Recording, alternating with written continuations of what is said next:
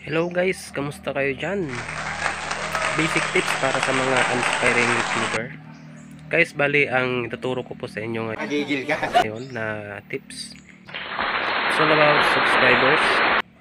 So sa tips na ito guys, ipapakita ko po sa inyo kung paano po natin nalalaman na nag-unsubscribe yung mga subscribers sa atin.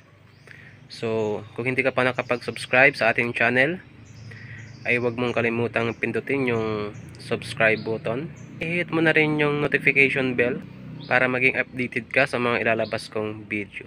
Kung hindi mo pa alam ang subscribers count natin, tapusin mo na lang ang video na to para malaman mo kung bakit po nababawasan po yung ating subscribers.